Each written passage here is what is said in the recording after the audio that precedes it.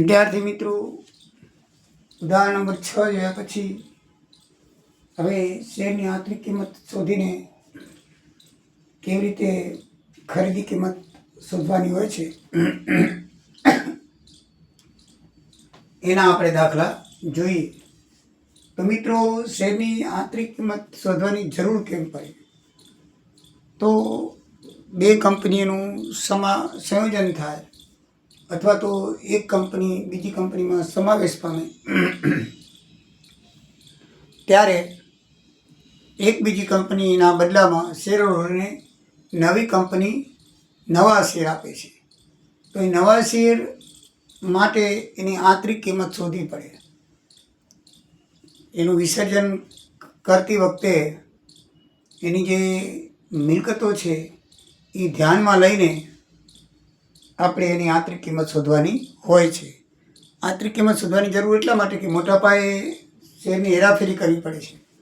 એક કંપનીના શેર છે એ આપણે સમાવેશ કરી લઈએ તો એના શેર હોલ્ડરને આપણે કેવી રીતે શેર આપવા, તો એ શેરની કેટલી કિંમત આપવી જૂની કંપનીની, તો એના માટેની આંતરિક કિંમત શોધવા માટે જરૂર પડે છે. એટલે એ આંતરિક કિંમત કેવી રીતે શોધાય અને એ શોધવા માટે કેવી રીતે એનું કઈ બાબતની ધ્યાન રાખવું એ આપણને જાણવું જરૂરી છે. તો સૌથી પહેલાં આપણે શેરની આંતરિક કિંમત એટલે શું?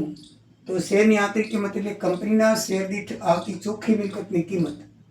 એટલે કંપનીની પહેલાં આપણે ચોખ્ખી મિલકત શોધવી પડે અને એને શેરની સંખ્યા વડે ભાગવા પડે. ત્યારે એક શેર દીઠ કેટલી કિંમત થાય એને આંતરિક શેરની કિંમત કહેવામાં આવે છે. તો ચોખ્ખી મિલકતોની ગણતરી કેવી રીતે કરવી? તો એમાં આ નીચેની બાબતો ધ્યાનમાં રાખવાની છે. ચોખ્ખી મિલકતો ગણતા તેની ઉપજી શકે તેવી કિંમત ધ્યાનમાં લેવી.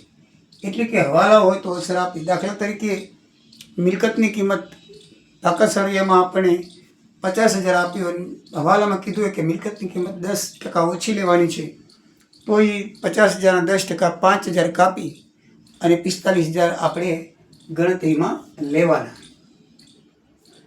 જો કોઈ હવાલો ના હોય તો એની જે ચોપડે કિંમત છે 50,000 આપણે દાખલા તરીકે લીધી તો એ 50,000 લખવાના. પાઘડીની નવી કિંમત ધ્યાનમાં લેવી. જૂની પાઘડીની કિંમત ધ્યાનમાં લેવી નહીં, નવી પાઘડીની કિંમત આપણે ધ્યાનમાં લેવી. અવાસ્તવિક મિલકતો ધ્યાનમાં નહીં લેવાની. દાખલા તરીકે નફા નુકસાન ખાતાની ઉધાર બાકી છે, પ્રાથમિક ખર્ચ છે, શેર ડિબેન્ચર વટાવ વગેરે નાણાં એના બજારમાં કંઈ ઉપજતા નથી, બરાબર છે. એ ખાલી પાકસરિયામાં મિલકત બાજુ દર્શાવવામાં આવે છે. એટલે એ જે અવાસ્તવિક મિલકતો છે એને આપણે ચોખ્ખી મિલકતની ગણતરીમાં નહીં લેવાની. ચોખ્ખી મિલકતોમાંથી દેવા બાદ કરતી વખતે ફક્ત બહારની વ્યક્તિઓને ચૂકવાના દેવા બાદ લેવાના, ધ્યાનમાં લેવાના. બહારની વ્યક્તિ એટલે કે લેણદારો છે, ડિબેન્ચરો છે, દેવી હુંડી છે, પ્રોવિડન્ટ ફંડ છે વગેરે એવા દેવા હોય ને એ ધ્યાનમાં લેવાના. બાકીના દેવા ધ્યાનમાં લેવાના નહીં. પ્રેફરન્સ શેર મૂડી અને તે ડિવિડન્ડ મિલકતમાંથી બાદ કરવા એ ધ્યાનમાં રાખવાનું. જો પ્રેફરન્સ શેર મૂડી આપેલી હોય એના સરવૈયામાં અથવા દાખલામાં અને તો એનું ડિવિડન્ડ જે ટકાના પ્રેફરન્સ શેરમાં લખ્યો 5%ના કે 10%ના પ્રેફરન્સ છે તો એ ટકા પ્રમાણે ડિવિડન્ડ ગણીને એ પણ તમારે બાદ કરવાનું 1 વર્ષનું. ચોપડે નહીં નોંધાયેલ બધી જ મિલકતોને દેવા ધ્યાનમાં લેવાના. દાખલા તરીકે પાકસરિયામાં ન આપેલી હોય, નીચે હવાલામાં કોઈ મિલકત કે દેવું આપેલું હોય તો એને ધ્યાનમાં લઈ અને ચોખ્ખી મિલકતો ગણતી વખતે મિલકતો તો ઉમેરવાની, દેવું હોય તો બાદ કરવાની. એ આપણે દાખલા જોશું એટલે તમને વધારે ખ્યાલ આવશે. ઉદાહરણ નંબર 7ની અંદર મિત્રો તમને ચોખ્ખી મિલકતોની ગણતરી કરવાની જરૂર નહીં પડે, 8મા ઉદાહરણમાં પડશે. તો ચોખ્ખી મિલકતોની ગણતરી કેવી રીતે થાય એ આપણે 8મા ઉદાહરણમાં જોઈશું. 7મા ઉદાહરણમાં તમે ચોખ્ખી મિલકતોને ચોખ્ખા દેવા આપી દીધેલા છે એટલે સીધી તમે શેરની આંતરિક કિંમત શોધી શકો છો. કારણ કે આંતરિક કિંમતની સૂત્ર છે ચોખ્ખી મિલકતોની કિંમત ભાગ્યા શેરની સંખ્યા. તો આમાં 2 કંપનીઓ આપેલી છે. 2 કંપનીઓમાંથી એક કંપની જે છે ચંદ્રા લિમિટેડ, તો સૂર્ય લિમિટેડ એ ચંદ્રા લિમિટેડનો ધંધો ખરીદી લે છે, એટલે કે એને સમાવી લે છે સૂર્ય લિમિટેડ. તો આપણે સૂર્ય લિમિટેડના કેટલા શેર ચંદ્રા લિમિટેડના શેર હોલ્ડરને આપવા એની ગણતરી કરવાની છે અને તૂટતી રકમ રોકડ પેટે આપવી પડે. તો તૂટતી રકમ કેટલી રોકડ પેટે આપવી એની ગણતરી કરવાની છે. કેવી રીતે ગણતરી થાય પહેલાં મિત્રો જોઈ લઈએ. તો પહેલાં તો બંનેના શેરની આંતરિક કિંમત જોઈ લઈએ, કારણ કે એક કંપનીના શેરમાં બીજી કંપનીના શેર આપણે આપવાના છે. ચંદ્રા લિમિટેડના શેર હોલ્ડરને સૂર્યા લિમિટેડના કેટલા શેર આપવાના છે એ દાખલામાં આપેલું છે કે 6 શેરના બદલામાં સૂર્યા લિમિટેડના 5 શેર આપવાના. 6 શેરના બદલામાં સૂર્યા લિમિટેડને 5 શેર આપવાના. તો કિંમત સરખી કરવા માટે ચંદ્રા લિમિટેડના શેર હોલ્ડરોને નુકસાન ન જાય તો એના માટે પહેલાં આપણે બંનેની આંતરિક કિંમત શોધી લઈએ. પછી એને ચંદ્રા લિમિટેડ પ્રમાણે શેરની કિંમત મળે છે કે નથી મળતી. જો ના મળતી હોય તો બાકીના રોકડા આપવા પડે.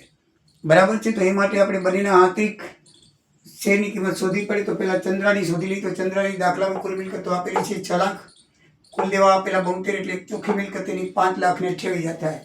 એના શેરની સંખ્યા 4800 દાખલામાં આપેલી છે. તો ચોખ્ખી મિલકતો ભાગ્યા શેરની સંખ્યા કરીએ તો 110 રૂપિયાના એક શેરની કિંમત આવે. આંતરિક કિંમત કેટલી આવે? 110 રૂપિયા. હવે સૂર્યા લિમિટેડની કિંમત પણ આપી દીધી છે. કુલ મિલકતો 18 લાખ, કુલ દેવા 50,000, એટલે ચોખ્ખી મિલકત 17.5 લાખ આવે. એના શેર 14,000 આપેલા છે. તો સૂત્ર પ્રમાણે ચોખ્ખી મિલકતો ભાગ્યા શેરની સંખ્યા કરીએ તો 17.5 લાખ ભાગ્યા 14,000 એટલે 125 રૂપિયા સૂર્યા લિમિટેડના આવે. હવે દાખલામાં એવું લખેલું છે કે ભાઈ ચંદ્રા લિમિટેડના જે શેર છે, શેર હોલ્ડર છે, એના 6 શેરના બદલામાં સૂર્યા લિમિટેડના 5 શેર આપવા. બરાબર છે. તો આપણે બંનેની કિંમત જોઈ. ચંદ્રા લિમિટેડના 6 શેરની કિંમત થાય 110 છે એને ગુણ્યા 6 એટલે 160 રૂપિયા થાય. અને સૂર્યા લિમિટેડના 5 શેર આપવાના છે. સૂર્યા લિમિટેડની કિંમત આવી 125, પણ શેર 5 આપવાના 625 રૂપિયા થાય. એટલે શેર હોલ્ડરો કે ભાઈ અમે તો 660 રૂપિયાના બદલામાં તમે અમને 625 આપો છો, એમ કેમ થાય? બરાબર ને. ચંદ્રા લિમિટેડના શેર હોલ્ડર છે એને 6 શેરના બદલામાં સૂર્યા જે નવી કંપનીને સમાવી લે છે એના 5 જ શેર મળે, પણ એની કિંમત 625, જ્યારે ઓલા 660 થાય છે. તો જે તફાવત છે 35 રૂપિયા ઓછા અપાય છે એ ચંદ્રા લિમિટેડના શેર હોલ્ડરને રોકડા આપવા પડશે. નો તફાવત છે ભાઈ 626 6 શેરના બદલામાં ચંદ્રના 5 શેર આપી છે. તો ડિફરન્સ બંને વચ્ચે 35 રૂપિયાનો આવે છે. તો એને નુકસાન ન જવું જોઈએ, એને 660 જ મળવા જોઈએ. તમે 625ના શેર આપો છો તો બાકીની તમારે રોકડા આપવી પડે, એટલે 35 રૂપિયા સૂર્યા લિમિટેડના શેર અને 35 રૂપિયા રોકડા મળશે. બરાબર. 6 સૂર્યા લિમિટેડના 5 શેર અને 35 રૂપિયા રોકડા મળશે. કોને? ચંદ્રા લિમિટેડના શેર હોલ્ડરને. તો મિત્રો આ રીતે આ દાખલાઓ શોધવાનું છે. આમાં તમને મિલકતો આપી દીધેલી છે, દેવા આપી દીધેલા છે, પણ હવે પછીના ઉદાહરણમાં તમને પાકો સરવ્યો આપશે. એમાં મિલકતો અને દેવા બંને લખેલા હશે, એ આપણે શોધવા પડશે. અને હવાલા આપેલા હોય તો હવાલાની પણ અસર આપીને પછી ચોખ્ખી મિલકતો અને ચોખ્ખા દેવા આપણે શોધીને આ રીતે શેરની આંતરિક કિંમત શોધવી પડશે. તો નેક્સ્ટ ઉદાહરણ નંબર 8 જોશું. એ પરીક્ષામાં અનેક વખત પૂછાઈ ગયેલું છે. તો નેક્સ્ટ વિડીયોમાં ઉદાહરણ નંબર 8 આપણે જઈશું. આમાં ન ખબર પડતી હોય તો કોમેન્ટ કરીને પૂછી લેજો. જય સ્વામિનારાયણ, જય દ્વારિકાધીશ, જય સિયારામ.